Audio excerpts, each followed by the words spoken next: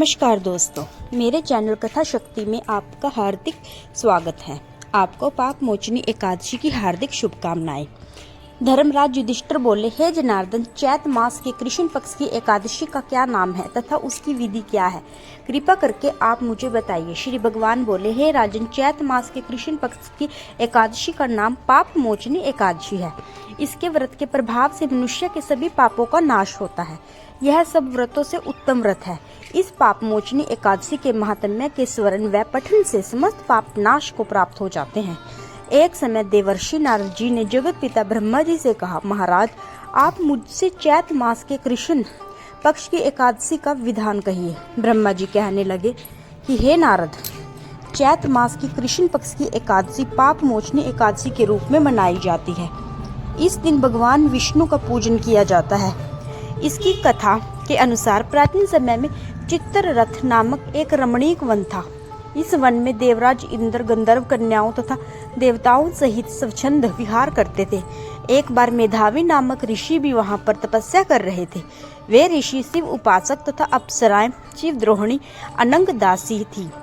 एक बार कामदेव ने मुनि का तप भंग करने के लिए उनके पास मंजू घोषा नामक अप्सरा को भेजा। युवावस्था वाले मुनि अप्सरा के हाव भाव, नृत्य, गीत तथा कटाक्षों पर काम मोहित हो गए। रति क्रीड़ा करते हुए 57 वर्ष व्यतीत हो गए। एक दिन मंजू घोषा ने देवलोक जाने की आज्ञा मांगी। उसके द्वारा आज्ञा मांगने पर मुनि को भान आया और उन्हें आत्मज्ञान हुआ कि मुझे रसातल में पहुंचाने का एकमात्र कारण अप्सरा मंजू घोषा ही है। क्रोधित होकर उन्होंने मंजू घोषा को पिशाचिनी होने का श्राप दे दिया। श्राप सुनकर मंजू घोषा ने कांपते हुए ऋषि से मुक्ति का उपाय पूछा। तब मुनिश्री ने पाप मोचनी एकादशी का व्रत रखने को कहा और अप्सरा को मुक्ति का उपाय बताकर पिता च्यवन के आश्रम में चले गए।